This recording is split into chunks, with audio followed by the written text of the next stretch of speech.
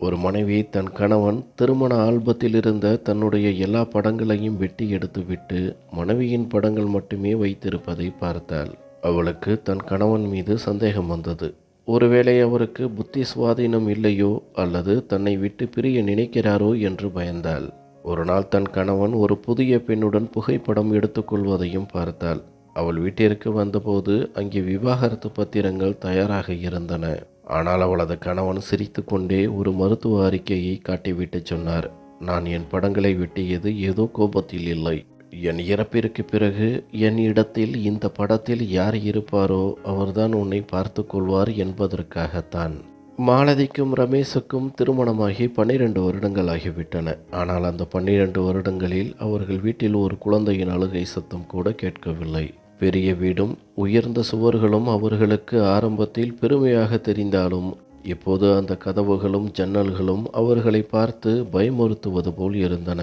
மாலதியின் ஒவ்வொரு நாளும் ஒரு புது நம்பிக்கையுடன் தொடங்கும். ஆனால் மாலை நேரம் வந்ததும் அந்த நம்பிக்கை இருட்டில் மறைந்துவிடும். திருமணமான முதல் சில வருடங்கள் மிகவும் அழகாக சந்தோஷமாக இருந்தார்கள். சீக்கிரம் தங்கள் வீட்டிற்கு ஒரு சின்ன விருந்தாளி வந்து விடுவான் என்று நம்பினார்கள்.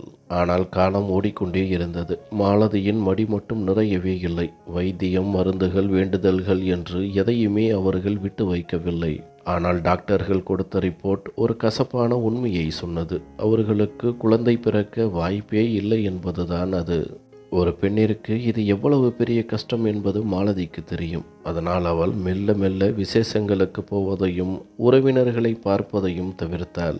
அங்கே மக்கள் கேட்கும் கேள்விகளும் அவர்கள் காட்டும் பரிதாப பார்வையும் அவள் இதயத்தை கத்தியால் குத்துவது போல் இருக்கும். இந்த இக்கட்டான காலகட்டத்தில் ரமேஷ் எப்போதும் மாலதிக்கு துணையாக இருந்தார்.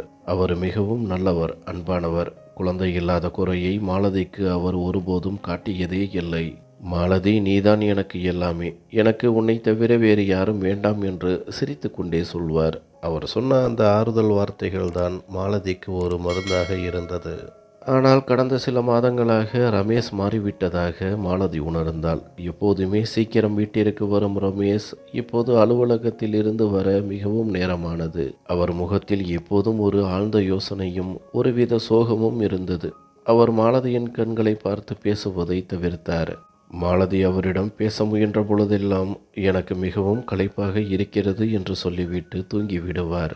12 வருட காத்திருப்பு ரமேஷின் பொறுமையை இழக்கச் செய்து விட்டதோ என்று மாலதி பயந்தாள். குழந்தை இல்லாத இந்த வாழ்க்கை அவருக்கு வெறுத்து போய்விட்டதா?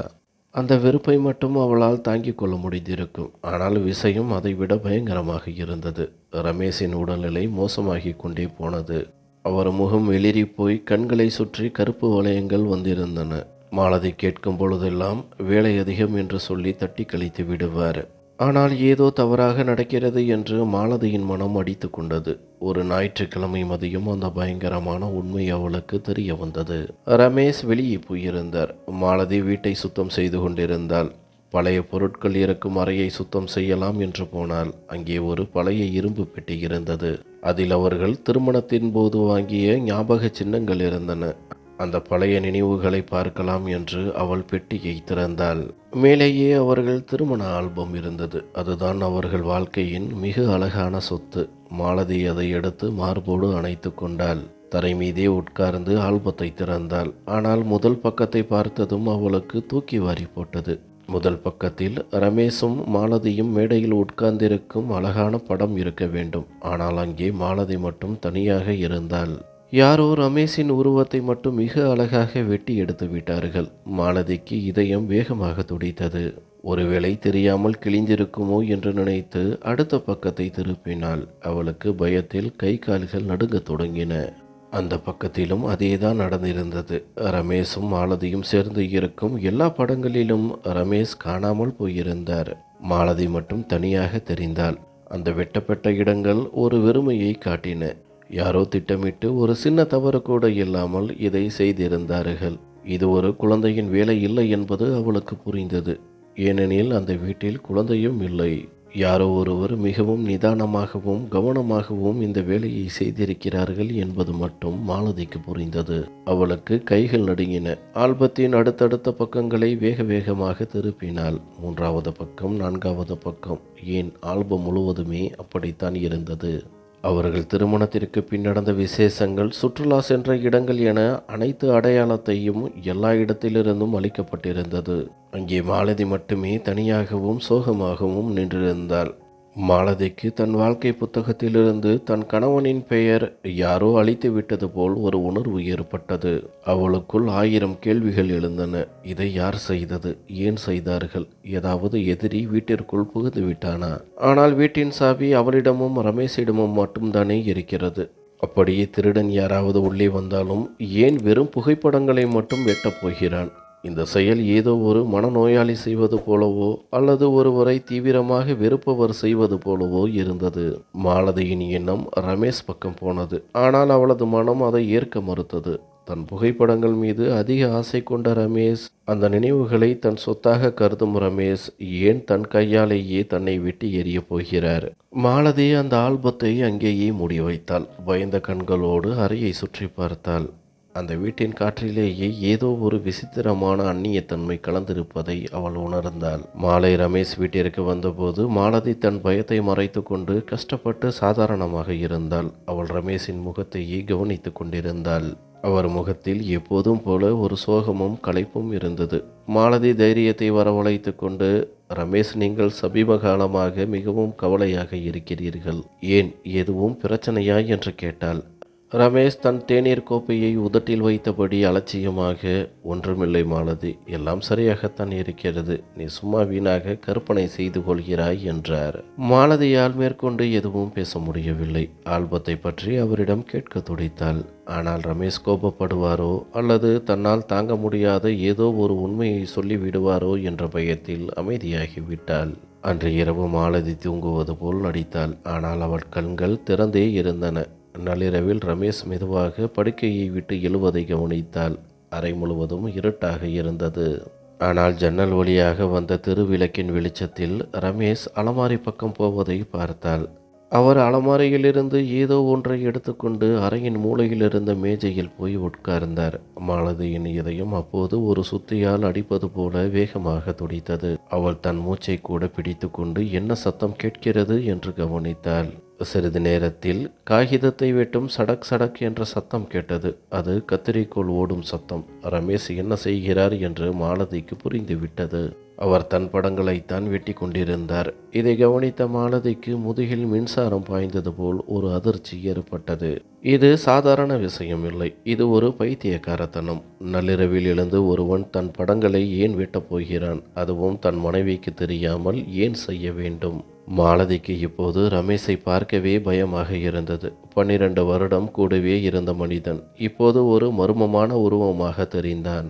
ரமேஷ் கிட்டத்தட்ட 1 மணி நேரம் கழித்து அந்த வேலையை செய்துவிட்டு எல்லாவற்றையும் மறைத்து வைத்துவிட்டு வந்து படுத்து கொண்டார். மாலதிக்கு அன்று இரவு முழுவதும் தூக்கமே வரவில்லை. கண்கள் வழியாக கண்ணீர் வழிந்தது. ரமேஷுக்கு ஏதோ தீவிரமான மனநோய் ஏற்பட்டு விட்டது என்று அவள் நம்பினாள். ஒருவேளை குழந்தை இல்லாத கவலையில் அவர் புத்தி மாறிவிட்டதா? அல்லது மாலதியை அவருக்கு அவ்வளவு பிடிக்காமல் போய்விட்டதா? மறுநாள் காலை ரமேஷ் அலுவலகத்திற்கு போன பிறகு மாலதி மீண்டும் அந்த அலமாரியை திறந்தாள். அங்கே கடந்த கோடை விடுமுறையில் அவர்கள் எடுத்த இன்னொரு ஆல்பம் இருந்தது. அதை திறந்து பார்த்த போதும் அதே பயங்கரமான காட்சிதான் இருந்தது. சமீபத்தில் எடுத்த புகைப்படங்களில் கூட ரமேஷ் தன்னுடைய உருவத்தை வெட்டி எடுத்திருப்பதை பார்த்த மாலதி அங்கேயே அமர்ந்து கதறி அழுதாள். அவளுக்கு ரமேஷின் மனநிலைமையை நினைத்து வருத்தமாகவும் இருந்தது. அதே சமயம் தன் எதிர்காலத்தை நினைத்து பயமாகவும் இருந்தது. ரமேஷ் என்ன செய்கிறார் என்பதை ரகசியமாக கண்காணிக்க வேண்டும் என்று அவள் முடிவு செய்தாள். அடுத்த சில நாட்களில் மாலதி பார்த்த விஷயங்கள் அவளுடைய சந்தேகத்தை இன்னும் அதிகமாக்கின. ரமேஷ் இப்போது புகைப்படங்களை மட்டும் வெட்டவில்லை, வீட்டின் மற்ற விஷயங்களில் இருந்தும் தன்னை தனிமைப்படுத்திக் கொள்ள ஆரம்பித்தார். அவர் அடிக்கடி கண்ணாடி முன்னால் நின்று கொண்டு தன்னைத்தானே மணிக்கணக்கில் விரித்து பார்த்து கொண்டிருப்பார். ஏதோ தன் அடையாளத்தையே தேடுவது போல் அவரது பார்வை இருந்தது. சில நேரங்களில் மாலதியை அவர் ஒரு அந்நியனை பார்ப்பது போல வெறிச்சோடிய கண்களால் பார்ப்பார். அதை பார்க்கும்போது மாலதியின் ஆன்மாவே நடுங்கிவிடும். ஒரு நாள் ரமேஷ் தன் துணிகளையும் சொந்த பொருட்களையும் ஒரு சூட்கேஸில் அடுக்கி வைத்திருப்பதை பார்த்த மாலதி பதறி போய் கேட்டாள், ரமேஷ், என்ன செய்கிறீர்கள்? எங்கேயாவது வெளியே போகிறீர்களா?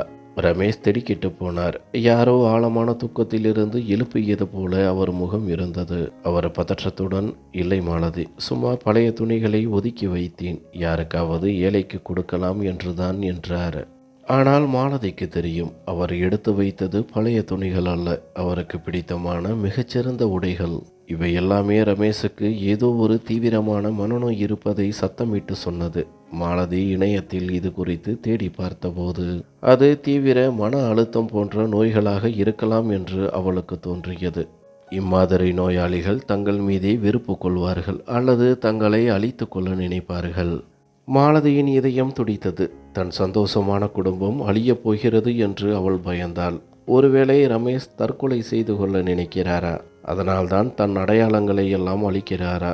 அவர் போன பிறகு நான் அவரை நினைத்து வருத்தப்படக்கூடாது என்பதற்காக இப்படி செய்கிறாரா என்று அவள் குழம்பினாள். மாலதியின் வாழ்க்கை நரகமாக மாறியது. அவளால் இந்த விஷயத்தை யாரிடமும் சொல்ல முடியவில்லை. ரமேஷிடமும் வெளிப்படையாக பேச முடியவில்லை. ஏனெனில் மனநோயாளிகள் தங்கள் நோயை ஒப்புக்கொள்ள மாட்டார்கள். பேசினால் இன்னும் கோபப்படுவார்கள். ஒரு நாள் தைரியத்தை வரவழைத்து கொண்டு மாலதி சொன்னாள், ரமேஷ், உங்கள் உடல்நிலை சரியாக இல்லை என்று தோன்றுகிறது. நாம் ஏன் ஒரு நல்ல டாக்டரை பார்க்கக்கூடாது? ரமேஷ் அவளை பார்த்து ஒரு விசித்திரமான மர்மமான சிரிப்பை சிரித்தார். மாலதி, நான் நன்றாகத்தான் இருக்கிறேன். இன்னும் கொஞ்ச நாட்கள்தான், எல்லாம் சரியாகிவிடும் என்றார். அவர் குரலில் இருந்த அந்த ஒருவித குளிரும் உறுதியும் மாலதியை இன்னும் பயமுறுத்தியது. எல்லாம் சரியாகிவிடும் என்றால் என்ன அர்த்தம்? அவர் ஏதோ ஒரு ஆபத்தான முடிவை எடுக்கப் போகிறாரா? மாலதிக்கு தூக்கம் தொலைந்தது. ரமேஷ் ஏதும் தவறான முடிவை எடுத்துவிடக்கூடாது என்பதற்காக அவள் நிழல் போல அவரை தொடர்ந்தாள். ரமேஷ் இப்போது தன் டைரிகளில் இருக்கும் தன் கையெழுத்தை கூட வெட்டி எறிந்து கொண்டிருந்தார். சுவற்றில் மாட்டியிருந்த பெரிய புகைப்படச் சட்டங்களை கூட அவர் விட்டு வைக்கவில்லை. ஒரு நாள் வரவேற்பறையில் இருந்த அவர்களின் பெரிய திருமண புகைப்படத்தில் ரமேஷின் முகம் மறைக்கப்பட்டு அந்த இடத்தில் ஒரு வெள்ளை காகிதம் ஒட்டப்பட்டிருந்தது. அந்த பயங்கரமான காட்சியை கண்டு மாலதி அலறிவிட்டாள். இது பைத்தியக்காரத்தனத்தின் உச்சம். தண்ணீர் தலைக்கு மேல் போய்விட்டது என்று மாலதி நினைத்தாள். ரமேஷ் தனக்கோ அல்லது எனக்கோ ஏதோ ஒரு தீங்கு செய்து விடுவார் என்று அவள் பயந்தாள். அவருக்கு தன் அடையாளம் தெரியாமல் போன அடையாள சிக்கல் ஏற்பட்டுள்ளது என்று அவள் நம்பினாள். ஒரு பக்கம் தன் கணவன் மீது அன்பு, இன்னொரு பக்கம் பயம். இவற்றுக்கு இடையில் அவள் தவித்தாள். தனக்காக பூக்கள் வாங்கி வந்த, தன் ஒரு சிரிப்புக்காக எதையும் செய்த அதே ரமேஷ் தானா இவர்? இப்போது தன் வீட்டிலேயே தன் அடையாளங்களை அளிக்கும் ஒரு அந்நியனாக மாறிவிட்டாரே. ரமேஷ் ஏன் எல்லா இடத்திலும் மாலதியின் படத்தை மட்டும் விட்டு வைக்கிறார்? நீ மட்டும் இந்த உலகில் தனியாக வாழப்போகிறார் என்று அவர் மறைமுகமாக சொல்கிறாரா? இந்த எண்ணம் வந்தாலே அவளுக்கு மூச்சு முட்டியது. ரமேஷ் வீட்டிற்கு வெளியே என்ன செய்கிறார் என்று பார்க்க வேண்டும் என்று அவள் முடிவெடுத்தாள். வீட்டில் அமைதியான ஒரு பூதத்தை போல இருக்கும் அவர் வெளியில் எப்படி இருக்கிறார் என்று தெரிந்தால் ஒருவேளை இதற்கு விடை கிடைக்கலாம் என்று நினைத்தாள். மறுநாள் ரமேஷ் அலுவலகத்திற்கு கிளம்பிய போது மாலதி ஒரு ரிக்ஷா பிடித்து அவரை தொடர்ந்தாள். ஆனால் ரமேஷ் அலுவலகத்திற்கு போகாமல் நகரின் மிக பரபரப்பான ஒரு இடத்திற்கு திரும்பினார். மாலதியின் இதயம் படபடத்தது. ரமேஷ் இங்கே என்ன செய்ய போகிறார்? ஏதாவது மனநல டாக்டரை பார்க்க போகிறாரா? அல்லது வேறு ஏதேனும் விஷயமா? ஒரு பூங்காவிற்கு அருகில் ரமேஷின் கார் நின்றது. மாலதி சற்று தள்ளியே ரிக்ஷாவை நிறுத்திவிட்டு மறைந்து நின்று கவனித்தாள். ரமேஷ் காரிலிருந்து இறங்கி பூங்காவிற்குள் சென்றார். மாலதி சத்தம் போடாமல் அவர் பின்னாலேயே போனாள். அந்த பூங்காவில் நிறைய குழந்தைகள் விளையாடி கொண்டிருந்தார்கள். பூங்காவில் பல குடும்பங்கள் இருந்தன. ரமேஷ் ஒரு பெஞ்சில் அமர்ந்து விளையாடி கொண்டிருக்கும் குழந்தைகளை விரித்து பார்த்து கொண்டிருந்தார். மாலதிக்கு ஒருவேளை தனக்கு குழந்தை இல்லை என்ற கவலையை மறக்கத்தான் அவர் இங்கே வந்திருப்பாரோ என்று தோன்றியது. ஆனால் அடுத்த நிமிடம் நடந்த விஷயம் மாலதியின் இரத்தத்தையே உறைய வைத்தது. ரமேஷ் தன் பாக்கெட்டில் இருந்த ஒரு கத்தரிக்கோலை எடுத்தார். பிறகு ஒரு புகைப்படத்தை எடுத்து அதை வெட்டத் தொடங்கினார். பூங்காவில் எல்லோர் முன்னிலையிலும் அவர் இந்த செயலை செய்து கொண்டிருந்தார். ரமேஷின் பைத்தியக்காரத்தனம் இப்போது ஊரறிய வெளிப்பட்டு விட்டது என்று மாலதிக்கு உறுதியானது. ஓடிச் சென்று அவரை தடுக்க வேண்டும் என்று அவள் நினைத்தாள். ஆனால் அவளது கால்கள் நகர மறுத்தன. ஒரு மரத்தின் பின்னால் ஒளிந்து நின்று நடுக்கத்துடன் இதை பார்த்து கொண்டிருந்த மாலதி, என் கணவர் ஒரு மனநோயாளியாக மாறிவிட்டார், இனி என் வாழ்க்கை பழையபடி ஆகாது என்று அழுது கொண்டிருந்தாள். ஆனால் இது வெறும் ஆரம்பம்தான் என்பதும் அவளது கற்பனைக்கும் எட்டாத ஒரு கொடூரமான உண்மை இன்னும் பாக்கி இருக்கிறது என்பதும் அவளுக்கு தெரியவில்லை. மாலதி கண்ணீரை துடைத்து கொண்டாள். இன்று இரவு ரமேஷிடம் கடைசி முறையாக பேசிவிட வேண்டும். அவர் உண்மையை சொல்லவில்லை என்றால் கட்டாயப்படுத்தி அவரை மனநல மருத்துவமனையில் சேர்க்க வேண்டும் என்று முடிவு செய்தாள். மாலதி அந்த பழைய மரத்தின் பின்னால் ஒளிந்திருக்க ரமேஷ் ஒரு புகைப்படத்தை வெட்டி அதன் துண்டுகளை காற்றில் பறக்க விட்டு கொண்டிருந்தார். இதை பார்ப்பவர்களுக்கு இது ஒரு விசித்திரமான செயலாக தெரியலாம். ஆனால் மாலதிக்கு இது நரக வேதனையாக இருந்தது. அப்போது பூங்காவின் இரும்பு நுழைவாயில் வழியாக ஒரு இளம்பெண் உள்ளே வந்தாள். அவள் மிகவும் எளிமையான வெள்ளை நிற ஆடை அணிந்திருந்தாள். அவள் முகத்தில் மிகுந்த சோர்வும் பலவீனமும் தெரிந்தன. மாலதி சந்தேக கண்களுடன் அந்த பெண்ணை கவனித்தாள். அந்த பெண் நேராக ரமேஷ் அமர்ந்திருந்த அதே பெஞ்சை நோக்கி சென்றாள். ரமேஷின் பார்வை அவள் மீது விழுந்ததும் அவர் உடனே மரியாதையுடனும் உற்சாகத்துடனும் எழுந்து நின்றார். வீட்டில் மாலதியை பார்க்கும்போது அவரிடம் இருக்கும் அந்த அந்நிய தன்மை, மௌனம், வெறிச்சோடிய பார்வை எல்லாம் மறைந்து விட்டன. அதற்கு பதிலாக ஒருவித அன்பு, அக்கறை மற்றும் கனிவு அவர் முகத்தில் தெரிந்தன. மாலதிக்கு இது ஒரு எட்டாக்கனியாகிவிட்ட கனவு போல தெரிந்தது. ரமேஷ் அந்த பெண்ணை பெஞ்சில் அமரச் சொன்னார். தானும் அவள் அருகில் அமர்ந்தார். இருவரும் மிக மெதுவான குரலில் பேசிக்கொண்டிருந்தனர். அந்த பெண் ஏதோ ஒரு கவலையில் இருப்பது போலவும் அடிக்கடி தன் வயிற்றை தொட்டு பார்ப்பது போலவும் மாலதிக்கு தெரிந்தது. அவளுக்கு ஏதோ உடல்நலக் குறைவு இருப்பது போல தெரிந்தது. ரமேஷ் தன் பாக்கெட்டில் இருந்த ஒரு பெரிய வெள்ளை நிற உரையை எடுத்து அந்த பெண்ணிடம் கொடுத்தார். அதை பார்த்ததும் மாலதியின் இதயத்தில் யாரோ ஈட்டியால் குத்தியது போல இருந்தது. அந்த உரைக்குள் நிச்சயம் பணம் இருந்திருக்க வேண்டும். கடந்த சில மாதங்களாக வீட்டு செலவுகளை குறைத்து கொண்டு வியாபாரம் சரியில்லை, நிலைமை மோசமாக இருக்கிறது என்று மாலதியிடம் போய் சொன்ன ரமேஷ் இங்கே ஒரு அந்நிய பெண்ணிடம் பணத்தை கொடுத்து கொண்டிருந்தார். ரமேஷுக்கு மனநோய் இருக்கும் என்று மாலதி நினைத்த அந்த சந்தேகம் இப்போது மணல் வீடு போல சரிந்து விழுந்தது. அதற்கு பதிலாக அவளால் தாங்க முடியாத ஒரு பயங்கரமான உண்மை அவளுக்கு புரிந்தது. ரமேஷ் பைத்தியம் இல்லை, அவர் மனநோயாளி இல்லை, அவர் ஒரு ஏமாற்றுக்காரர் மற்றும் வஞ்சகமான கணவர். இப்போது மாலதிக்கு எல்லாவற்றிற்கும் விடை கிடைத்தது.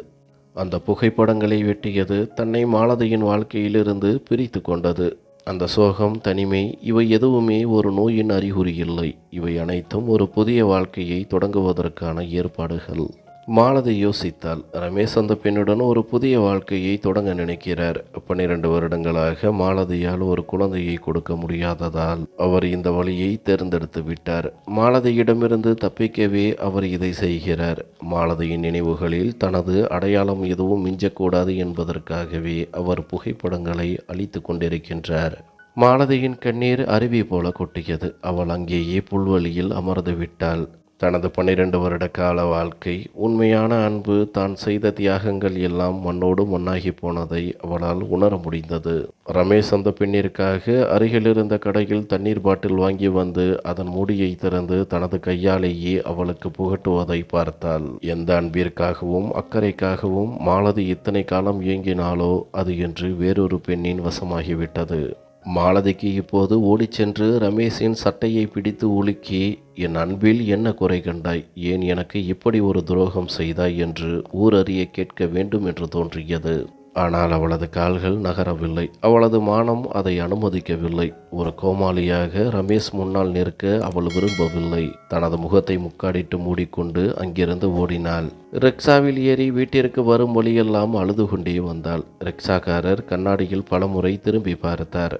ஆனால் மாலதிக்கு எதை பற்றியும் கவலை இல்லை. வீட்டிற்கு வந்து கதவை சாத்திவிட்டு சுவற்றில் சாய்ந்து கதறி அழுதாள். தான் ஆசையாக அலங்கரித்த அந்த வீட்டின் ஒவ்வொரு பொருளும் இப்போது அவளை குத்துவது போலவே இருந்தது.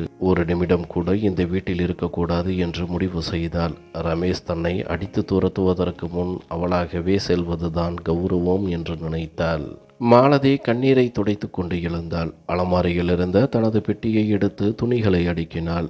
திருமண புடவை, ரமேஷ் முதல் பிறந்த நாளில் வாங்கி கொடுத்த சால்வை என எல்லா நினைவுகளையும் தூக்கி எறிந்தாள். எளிய உடைகளை மட்டும் எடுத்துக்கொண்டாள். ரமேஷ் கொடுத்த எந்த அடையாளத்தையும் தான் சுமக்கக்கூடாது என்று நினைத்தாள். கடைசியாக ரமேஷுக்கு ஒரு கடிதம் எழுதினாள். ரமேஷ், நான் போகிறேன். ஏன் உன் வாழ்க்கையிலிருந்து என்னை நீ அழித்தாய் என்று எனக்கு தெரிந்துவிட்டது. இதற்காக நீ பைத்தியம் பிடித்தது போல நடிக்க வேண்டிய அவசியமில்லை. குழந்தைக்காக உனக்கு இன்னொரு பெண் வேண்டும் என்ற உண்மையை சொல்லியிருந்தால் நானே விலகி போயிருப்பேன். என் 12 வருட அன்பை நீ கேவலப்படுத்தி விட்டாய். உன் புது வாழ்க்கையுடன் சந்தோஷமாக இரு. கடிதத்தை மேஜை மீது வைத்துவிட்டு தனது மோதிரத்தை கழற்றி அதன் மேல் வைத்தாள். மாலை மறைந்து இருள் படர்ந்தது. மாலதி விளக்குகளை போடவில்லை. இருட்டிலேயே அமர்ந்து ரமேஷின் வருகைக்காக காத்திருந்தாள். அவனது முகத்திற்கு நேராக உண்மையை சொல்லிவிட்டு செல்ல வேண்டும் என்று துடித்தாள். இரவு 8 மணி அளவில் கதவை திறக்கும் சத்தம் கேட்டது. ரமேஷ் உள்ளே வந்தார். அவர் கையில் ஒரு பெரிய வெள்ளை உறை இருந்தது. அவர் பார்க்க மிகவும் சோர்வாக இருந்தார். விளக்கை போட்ட ரமேஷ் அழுது வீங்கிய கண்களுடன் பெட்டியுடன் அமர்ந்திருந்த மாலதியை பார்த்து அதிர்ந்து போனார். மாலதி, இதெல்லாம் என்ன? எங்கே போகிறாய்? ஏன் பெட்டியுடன் இருக்கிறாய் என்று பதட்டமாக கேட்டார். மாலதி வெறுப்புடன் அவரை பார்த்து கத்தினாள். ஆமாம் ரமேஷ், நான் போகிறேன். உன் வாழ்க்கையிலிருந்து நிரந்தரமாக போகிறேன். இனி நீ உன் புகைப்படங்களை வெட்டி சிரமப்பட தேவையில்லை. இனி நீ யாருடனும் திருட்டுத்தனமாக பூங்காவிற்கு சென்று சந்திக்க தேவையில்லை. நான் உன் பாதையை சரி செய்துவிட்டு போகிறேன் என்று மாலதி கத்தினாள். ரமேஷ் அதிர்ச்சியில் உறைந்து போனார். அவர் மேஜை மீது அந்த உரையை வைத்துவிட்டு மாலதியின் கையை பிடிக்க முயன்றார். ஆனால் மாலதி அதை தட்டிவிட்டாள். மாலதி, என்ன செய்கிறாய்? எந்த பூங்கா? யாரை சந்தித்தேன்? எனக்கு எதுவுமே புரியவில்லை என்று ரமேஷ் பதற்றமாக கேட்டார். மாலதி கேலியாக சிரித்தாள். நாடகத்தை நிறுத்து ரமேஷ். அந்த பெண்ணிற்கு நீ பூங்காவில் பணம் கொடுத்ததை நான் பார்த்து விட்டேன். என்னுடன் இருக்கும்போது தொலைந்து போன உன் சந்தோஷம் அவளிடம் இருப்பதை கண்டேன். குழந்தைக்காக நீ அவளை திருமணம் செய்து கொண்டாய் இல்லையா? என்னை ஏமாற்றிவிட்டாய். நான் ஏதோ பைத்தியம் என்று நினைத்தாயா? புகைப்படங்களை வெட்டி எறிந்தால் நான் எதையும் கண்டுபிடிக்க மாட்டேன் என்று நினைத்தாயா? என்னை உன் வாழ்க்கையிலிருந்து நீக்குவதற்காகத்தான் இந்த மனநோயாளி நாடகத்தை நடத்தினாய். ஆனால் நான் உன்னை கையும் களவுமாக பிடித்து விட்டேன். மாலதியின் வார்த்தைகளை கேட்ட ரமேஷ் ஒரு கற்சிலை போல நின்றார். அவர் முகம் வெளிரி போனது. திடீரென தன் மார்பை பிடித்து கொண்டு சோஃபாவில் சரிந்தார். அவருக்கு பயங்கரமான இருமல் ஏற்பட்டது. அவருக்கு தண்ணீர் கொடுக்க வேண்டும் என்று மாலதிக்கு தோன்றியது. ஆனால் துரோகத்தின் வலி அவளை தடுத்தது. ரமேஷ் கை கால்கள் நடுங்க மாலதியை அமருமாறு ஜாடை காட்டினார். மூச்சை நிலைப்படுத்தி கொண்டு கண்களில் கண்ணீருடன் சொன்னார்.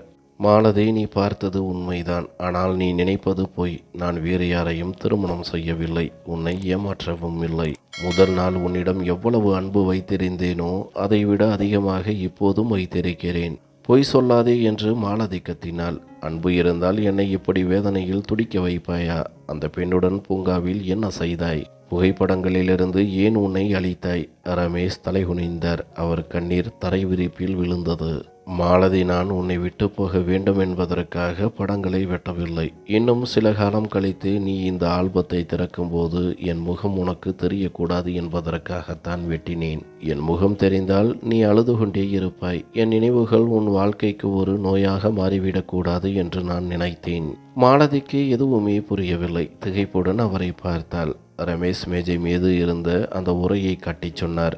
மாலதி, இந்த உரையை திறந்து பார். உன்னுடைய எல்லா கேள்விகளுக்கும் இதில் பதில் இருக்கிறது. நான் ஏன் இதையெல்லாம் செய்தேன் என்ற காரணமும் இதில் இருக்கிறது. மாலதி நடுக்கத்துடன் அந்த உரையை திறந்தாள். விவாகரத்து பத்திரம் இருக்கும் என்று எதிர்பார்த்த அவளுக்கு உள்ளே சில மருத்துவ அறிக்கைகளும் ஒரு கருப்பு வெள்ளை புகைப்படமும் கிடைத்தன. அது ஒரு கருவில் இருக்கும் குழந்தையின் ஸ்கேன் புகைப்படம். மாலதி புரியாமல் ரமேஷை பார்த்தாள். ரமேஷ் எழுந்து வந்து அந்த புகைப்படத்தை தடவி கொடுத்தபடியே ஒரு சோகமான புன்னகையுடன் சொன்னார். மாலதி, இது நம் குழந்தை. 12 வருடங்களுக்கு முன்னால் நாம் கண்ட கனவு இப்போது நினைவாக போகிறது. மாலதி குழம்பி போய், நம் குழந்தையா? எப்படி? எனக்குத்தான் என்று இழுத்தாள். ரமேஷ் அவள் இதழ் மீது விரல் வைத்து தடுத்தார். ஆமாம் மாலதி, நீ அம்மாவாக போகிறாய். ஆனால் இந்த குழந்தை உன் வயிற்றில் வளரவில்லை. இன்று நீ பூங்காவில் பார்த்தாயே, அந்த பெண்ணின் வயிற்றில் வளருகிறது. அவள் ஒரு வாடகை தாய். மாலதிக்கு தலை சுற்றியது. பூமி நழுவுவது போல் இருந்தது. ரமேஷ் அவள் காலடியில் அமர்ந்து கைகளை பிடித்து கொண்டார். மாலதி, சில மாதங்களுக்கு முன்னால் எனக்கு ஒரு விஷயம் தெரிந்தது. எனக்கு வாழ்வதற்கு அதிக காலம் இல்லை. எனக்கு புற்றுநோய், அதுவும் கடைசி கட்டத்தில் இருக்கிறது. நான் இன்னும் சில மாதங்கள் மட்டுமே உயிருடன் இருப்பேன் என்று டாக்டர்கள் சொல்லிவிட்டார்கள் என்று ரமேஷ் சொன்னதும் மாலதி வாயை பற்றி கொண்டு கதறி அழுதாள். ஆனால் ரமேஷ் அவளை தடுக்கவில்லை. தொடர்ந்து பேசினார். நான் போன பிறகு நீ இந்த வீட்டில் எப்படி தனியாக இருப்பாய் என்று நினைத்தாலே என் உயிர் நடுங்குகிறது மாலதி. நீ வாழ்வதற்கு ஒரு காரணம் வேண்டாமா? அதற்காகத்தான் என் சிகிச்சைக்கு செலவு செய்ய வேண்டிய பணத்தை எல்லாம் சேர்த்து வைத்து நீ இத்தனை காலம் இயங்கிய அந்த பிள்ளை செல்வத்தை உனக்கு கொடுக்க நினைத்தேன். இது வாடகை தாய் மூலம் உருவான நம் குழந்தை. அந்த பெண் ஒரு ஏழை விதவை. அவளுக்கு பணம் தேவைப்பட்டது. எனக்கு நம் குழந்தை வளர ஒரு கருப்பை தேவைப்பட்டது. நம் இருவருடைய அணுக்களையும் வைத்து டாக்டர்கள் உதவியுடன் இந்த குழந்தையை உருவாக்கினோம். நான் உனக்கு ஒரு இன்ப அதிர்ச்சி கொடுக்க நினைத்தேன். ஒருவேளை இந்த முயற்சி தோல்வியடைந்தால் நீ உடைந்து போவாயே என்று பயந்துதான் இவ்வளவு காலம் மறைத்தேன் என்று சொல்லும்போதே ரமேஷிற்கு பயங்கரமான இருமல் வந்தது. மாலதி அப்படியே கல்லாகி நின்றாள். யாரை துரோகி என்று நினைத்தாலோ அவர் தன் சாவையும் மறைத்து கொண்டு தனக்கு ஒரு புது வாழ்க்கை கொடுக்க போராடி கொண்டிருக்கின்றார் என்று தெரிந்ததும் அவளுக்கு தன் மீதே அருவருப்பாக இருந்தது. ரமேஷை கட்டிப்பிடித்து கொண்டு அழுதாள். ரமேஷ், என்னை மன்னித்து விடு. நான் உன்னை சந்தேகப்பட்டு விட்டேன். நீ நமக்காக சாக காத்து கொண்டிருக்கின்றாய். நானோ உன்னை பழி சுமத்தி கொண்டிருந்தேன். நான் எவ்வளவு கெட்டவள் என்று புலம்பினாள். ரமேஷ் சிரித்து கொண்டே அவள் கண்ணீரை துடைத்தார். இல்லை மாலதி, நீ கெட்டவள் இல்லை. உன் அன்பை தொலைத்து விடுவோமோ என்று பயந்த ஒரு சாதாரண பெண் நீ. நான் ஏன் என் படங்களை வெட்டினேன் தெரியுமா? உன் வாழ்க்கை ஆல்பத்தில் இனிமேல் சந்தோஷம் மட்டுமே இருக்க வேண்டும். என் படங்கள் உனக்கு வலியை கொடுக்கும். நம் குழந்தை பிறந்து வரும்போது சுவற்றில் இருக்கும் ஒரு செத்தவனின் படத்தை பார்த்து வளரக்கூடாது. அவன் உன் சிரிப்பை பார்த்து வளர வேண்டும் என்று ஆசைப்பட்டேன். அந்த ஸ்கேன் புகைப்படத்தை மாலதியின் கையில் கொடுத்து, பார் மாலதி, இவனுக்காகத்தான் நான் என்னையே அழித்து கொண்டேன். உன்னிடம் இதை ஒரு நாள் சொல்ல வேண்டும் என்றுதான் இருந்தேன். ஆனால் அதை நேரில் பார்க்கும் வரை நான் உயிருடன் இருப்பேனா என்று தெரியவில்லை. இன்னும் சில நாட்களோ அல்லது சில வாரங்களோ தான் நான் இருப்பேன். ஆனால் உன்னை தனியாக விட்டுவிட்டு போகவில்லை என்ற நிம்மதி எனக்கு இருக்கிறது என்றார். மாலதியின் இதயம் சுக்குநூறாக உடைந்தது. அந்த சின்னஞ்சிறு உயிரின் புகைப்படத்தை பார்த்தால் அது ரமேஷும் அவளும் சேர்ந்த ஒரு அடையாளம். ரமேஷ் அந்த பழைய ஆல்பத்தை மீண்டும் எடுத்தார். அவர் வெட்டி எறிந்த அந்த வெற்றி இடங்களில் விரல் வைத்து தடவினார். மாலதி, நான் பைத்தியமாகி விட்டேன் என்று நீ நினைத்தாய். ஆனால் நான் எனக்கான இடத்தை மாற்றிக்கொண்டிருந்தேன் என்று கூறிவிட்டு அந்த ஸ்கேன் புகைப்படத்தை அவர் படம் இருந்த அதே வெற்றி இடத்தில் வைத்தார். கடைசியாக அவர் சொன்ன அந்த வார்த்தை மாலதியின் ஆத்மா வரை தைத்தது. சிரித்து கொண்டே சொன்னார், நான் என் படங்களை வெட்டியது எதனால் தெரியுமா? என் இடத்திற்கு இப்போது இந்த வீட்டில் இவனுடைய படம் இருக்கும். நான் இறந்த பிறகு உனக்கு துணையாக, உன்னுடைய ஆதரவாக இவன் இருப்பான். உன்னுடைய இத்தனை கால கண்ணீரை துடைக்க பிறந்தவன் இவன். அந்த வார்த்தைகள் மாலதியின் காதுகளில் தேனை போல பாய்ந்தன. ஆனால் அதன் விலை ரமேஷின் உயிர் என்பதுதான் அவளால் தாங்க முடியாத வலியாக இருந்தது. அவள் ரமேஷின் கால்களில் விழுந்து அவர் கைகளை முத்தமிட்டாள். என்னை மன்னித்து விடு ரமேஷ். உன் தியாகத்தை சந்தேகப்பட்டு விட்டேன். உன் அன்பை துரோகம் என்று நினைத்து விட்டேன். நான் எவ்வளவு பாவி என்று கதறினாள். தன் வாழ்வின் இரட்சகனாக இருந்த கணவனையே துரோகி என்று நினைத்து விட்டோமே என்று மாலதி மௌனமாக அழுதாள். ரமேஷ் தன் பலவீனமான கைகளால் மாலதியை தூக்கி அணைத்து கொண்டார். அந்த அறையில் மரணத்தின் நிழல் படர்ந்திருந்தாலும் அவர்களின் அன்பின் ஒளி அதைவிட பிரகாசமாக இருந்தது. ரமேஷ் அவளுடைய கண்ணீரை துடைத்து விட்டு சொன்னார், மாலதி, எனக்கு நேரம் மிகவும் குறைவு. மிச்சமிருக்கும் இந்த நேரத்தை அழுது கொண்டே கழிக்க எனக்கு விருப்பமில்லை. இந்த சில நாட்களை நாம் சேர்ந்து சந்தோஷமாக வாழ வேண்டும். அதுதான் உன் வாழ்க்கை முழுமைக்கும் ஒரு பெரிய பொக்கிஷமாக இருக்கப் போகிறது. மாலதி தலையசைத்தாள். ரமேஷின் முன்னால் இனி அழக்கூடாது என்று அந்த நிமிடம் முடிவு செய்தாள். அவருடைய நோய் அவரை ஜெயித்துவிடக்கூடாது என்றும் அவருக்கு ஒரு செவிலியராக, ஒரு நல்ல தோழியாக, ஒரு தைரியமான மனைவியாக இருக்க வேண்டும் என்று உறுதி பூண்டாள். அன்றிரவு இருவரும் நீண்ட நேரம் பேசிக்கொண்டிருந்தனர். ரமேஷ் எப்படி தன் நோயை மறைத்தார் என்பதையும் அந்த வாடகை தாய் பெண்ணை எப்படி கண்டுபிடித்தார் என்பதையும் விளக்கினார். அந்த குழந்தைக்கு இப்போது 7 மாதங்கள் ஆகிவிட்டன என்றும் டாக்டர் சொன்னபடி குழந்தை நல்ல ஆரோக்கியமாக இருக்கிறது என்றும் சொன்னார். இதையெல்லாம் கேட்க கேட்க ரமேஷ் மீது வைத்திருந்த மரியாதை பல மடங்கு உயர்ந்தது. ஆண்கள் கல் நெஞ்சம் கொண்டவர்கள் என்று சொல்வார்கள். ஆனால் ஒரு மனிதன் தன் அன்பிற்காக தன்னை எப்படி ஒருக்கிக் கொள்கிறான் என்பதை அவள் இன்று நேரில் பார்த்தாள். அடுத்த நாட்களிலிருந்து மாலதிக்கு ஒரு கடினமான காலம் தொடங்கியது. ரமேஷின் உடல்நிலை மிக வேகமாக சீர்குலைந்தது.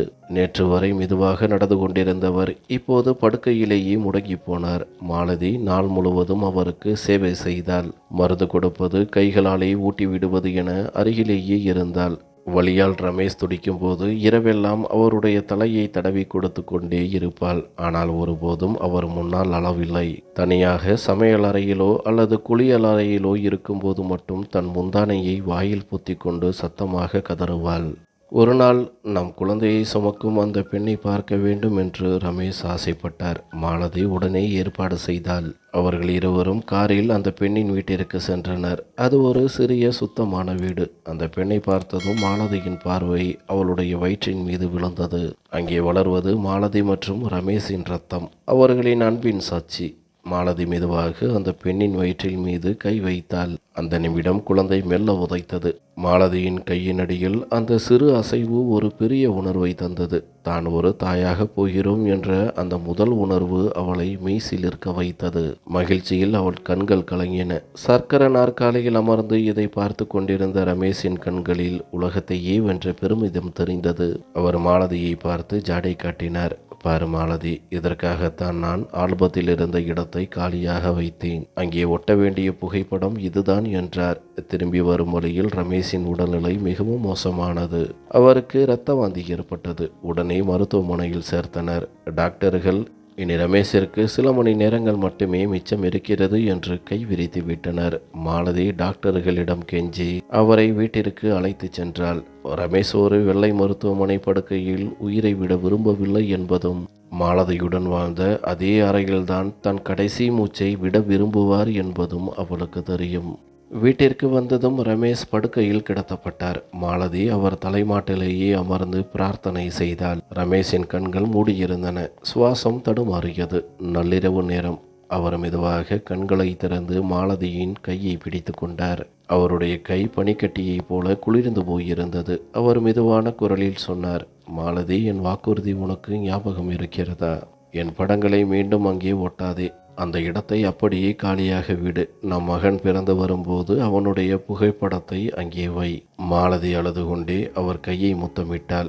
எனக்கு ஞாபகம் இருக்கிறது ரமேஷ். நான் சத்தியம் செய்கிறேன். நீ சொன்னபடியே தான் செய்வேன். ரமேஷ் அந்த அறையை ஒரு முறை கடைசி பார்வையாக பார்த்தார். பிறகு மாலதியின் முகத்தையே உற்று பார்த்தபடி ஒரு நிம்மதியான புன்னகையுடன் தன் கண்களை நிரந்தரமாக மூடிக்கொண்டார். மாலதியின் கையை பிடித்திருந்த அவருடைய பிடி தளர்ந்தது. அந்த அன்பு மிகுந்த ஆன்மா இறைவனிடம் சென்று சேர்ந்தது. மாலதி அப்படியே உறைந்து போனாள். அவள் அலறவில்லை, அளவில்லை. அமைதியாக ரமேஷின் மார்பில் தலை சாய்ந்து படுத்து கொண்டாள். ரமேஷுடன் சேர்ந்து தன் உயிரும் பிரிந்து விட்டது போன்றும் இங்கே வெறும் உடல் மட்டுமே மிஞ்சி இருப்பதாகவும் அவள் உணர்ந்தாள்.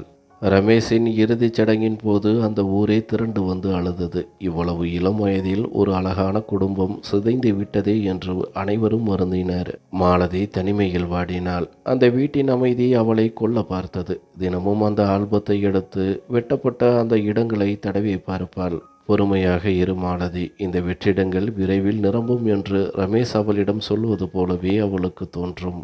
காலம் யாருக்காகவும் காத்திருப்பதில்லை. ரமேஷ் இறந்து 2 மாதங்கள் கழிந்து அந்த வாடகை தாய்ப்பெண்ணிடமிருந்து செய்தி வந்தது. மாலதி பதறி எடுத்துக்கொண்டு மருத்துவமனைக்கு ஓடினாள். ரமேஷ் தன் உயிரை கொடுத்து காத்திருந்த அந்த நிமிடம் வந்துவிட்டது.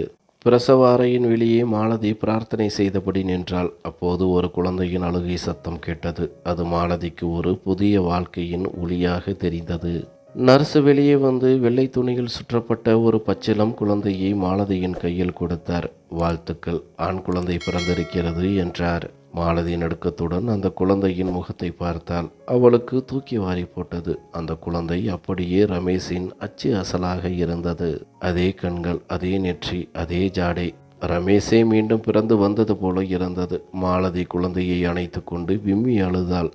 ரமேஷ், நீங்கள் ஜெயித்து விட்டீர்கள்.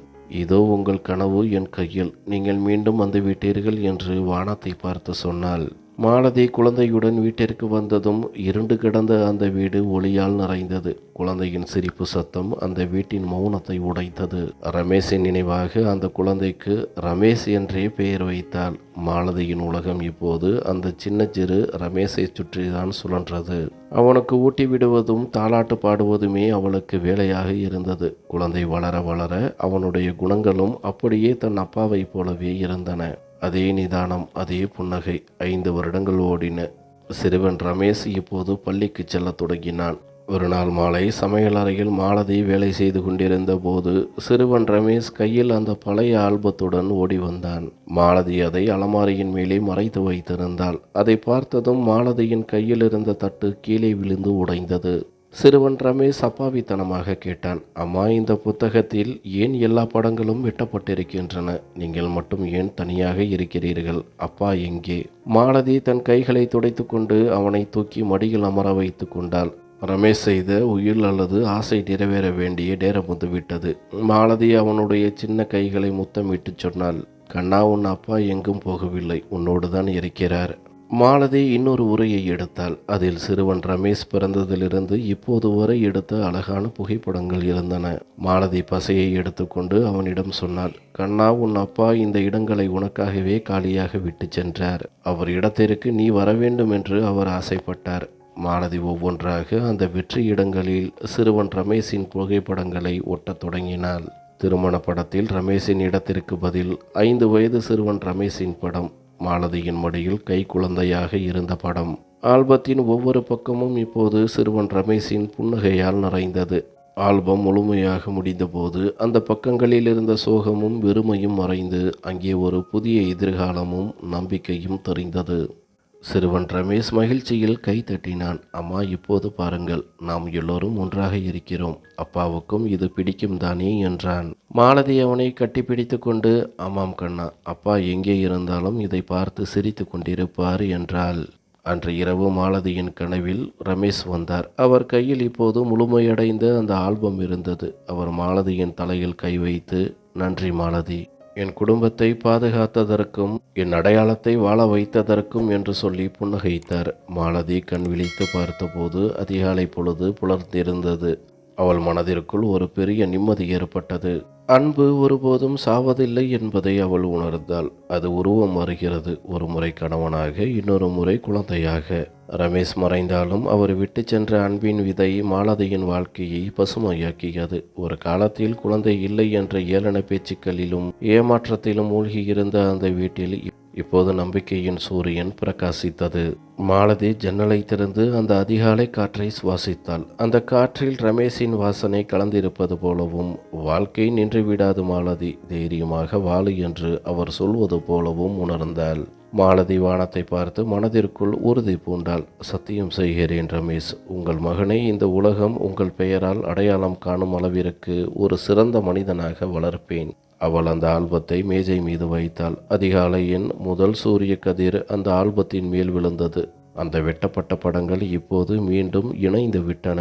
2 உடைந்த வாழ்க்கைகளை ஒரு சின்ன உயிர் ஒன்று சேர்த்து முழுமையாக்கிவிட்டது. இதுதான் ரமேஷ் தன் நெஞ்சுக்குள் சுமந்து சென்ற ரகசியம்.